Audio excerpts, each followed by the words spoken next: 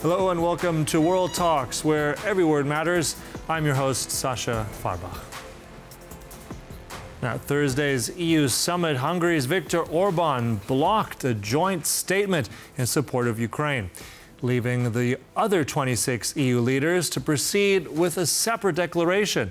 Now, despite Hungary's opposition, the remaining EU nations reaffirmed their commitment to providing military assistance and security guarantees to Ukraine. Now, Orbán, who has aligned closely with U.S. President Donald Trump, argued that the proposed language contradicted ongoing U.S. efforts.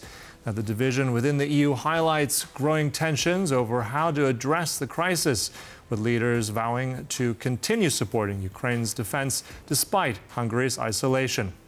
And now to discuss the matter in greater detail, I am joined by Roland Freudenstein, the co-founder of Brussels Freedom Hub. Good to have you with us. Good evening, Sasha.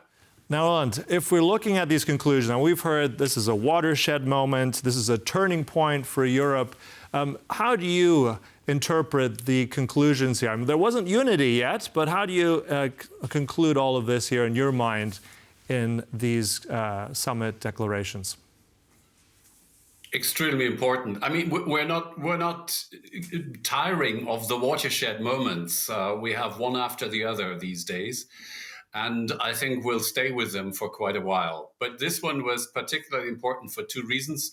One is that Europe, the European Union, unanimously decided this enormous defense fund, and that's unprecedented. And the other one was that, well, there was a majority of 26 against 1 on helping Ukraine militarily with security guarantees, with possible troops on the ground, and so on. Mm-hmm. So, 26 is more than 1, as Council President Costa said. And I think that should be taken into account, also because little Slovakia, which had been voting together with Orbán for quite a while, in this case ditched him. But nevertheless, Roland, 26 is not 27. I mean, that's my maths only. Let's talk about Hungary for a minute there, because, I mean, perhaps no surprise, once again, Hungary says no, which goes on a long litany of times they've said that. But looking at the legal perspective here, because, I mean, that joint declaration didn't have Hungary's signature on it. So what does this potentially mean in future, Roland? Because, I mean, we're looking at Article 7 comes to mind. I mean, this is something that had been on the back burner. Could this now come to the fore again and potentially be used as leverage against Hungary? Well, maybe these extraordinary circumstances will create a turn away from the situation that we had about Article 7 for years, which was that not only were there always, for the last 6-7 years, there were always 2 member states willing to go against the majority, which would kill Article 7. Article 7 is everybody against 1. If as soon as that one has one ally in the council, Article 7, in other words, the withdrawal of voting rights for one member state, cannot go into action. Now, that may change now, but my assumption is that something else is happening. We've already seen this during the Hungarian council presidency, and even before that whenever there is unanimity required among the member states and Hungary goes against it, then there will be a coalition of the willing of other countries, maybe not even 26, but 20 or 24 or 5, that will adopt certain policies. Now, if they cannot use the infrastructure of the European Union for that, it will be more cumbersome. The implementation of the adopted policies will be slower, but these things can happen, even if Hungary or Hungary plus 1 are against it. And I think that is the right way to circumvent the Hungarian veto, if you want. And there's one additional advantage of this technique, which is that as soon as you go outside the framework of the European Union, the European Council, You can even take in other like-minded countries, such as very decisively Great Britain at the moment, but also Canada, Australia, South Korea, Japan, many, many other countries around the world, democracies that disagree with President Trump's vision of the world and also disagree with Hungary blocking necessary decisions. But Roland, even so, I mean, you mentioned these allies looking at, as you said, the UK, which has done a lot, potentially Canada. They're not in the European Union. So I'm going to squeeze you on this. If, for instance, we've had a lot of complications with Hungary, if there is going to be, by the next council meeting, by that next summit in March 20th, more concrete things that need to be agreed on, can Hungary still block that? And if so, again, will we squeeze with Article 7? Is that a technicality that could be used potentially against them?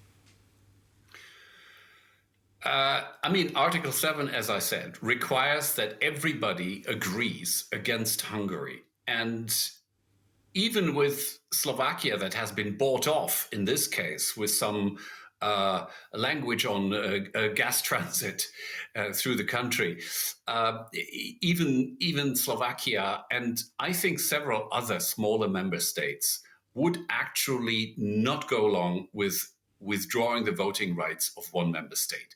Now, again, this has been the case up to now. Maybe the extraordinary situation changes this, but it's really an open question that is impossible to answer. I come back to the model of the coalition of the willing, which would have the advantage of taking other countries in. Then finally, Hungary in some cases has been not just bought off with advantages, but actually pressured by other member states through very concrete bilateral things that have nothing directly to do with EU institutions. So, I mean, that's another axis along which other member states that want to do important things could actually get Hungary to drop the veto without having to resort to Article 7. Mm-hmm.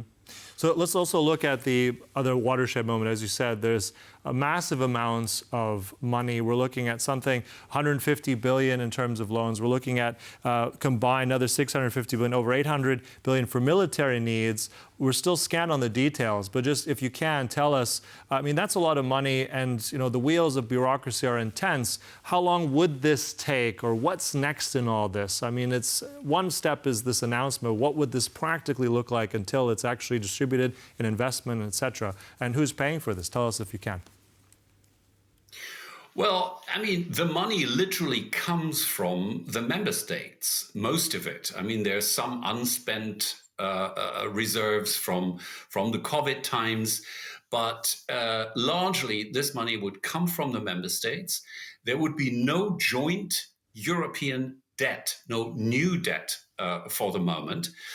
And what would it be spent on? Well, first of all, to ramp up production. In other words, to enable European industry to produce more military hardware. Quite a necessary step before we even talk about procurement, and before we even talk about recruitment, and before we even talk about building up national forces, because that is what is going to happen. This is all for national build-ups, of course, in a coordinated manner and with as much military standardization as possible, but I don't see a European army anytime soon. Mm-hmm. And I want to get more into this, but just really briefly, Spain, you mentioned the COVID times, just like at the end now, that Spain says they don't want loans, they want literally that cash to be sent out to them. Do you think that's feasible? Just quickly at the end. I really can't say this with any certainty at the moment. I mean, that's being discussed right now among the member states, and we have to see what comes out in the next couple of weeks. All right. Well, it's surely we'll keep our eyes on this watershed moment. Really fascinating events right now happening in Europe. Hopefully it will be more, and it will be enough in a timely manner. Look, thanks so much, Roland Freudenstein there. Thank you for your time. Really much appreciated. Quite welcome. And thank you for watching. That concludes World Talks. My name is Sasha Farba. But stay tuned right here on TVP World for more. Goodbye.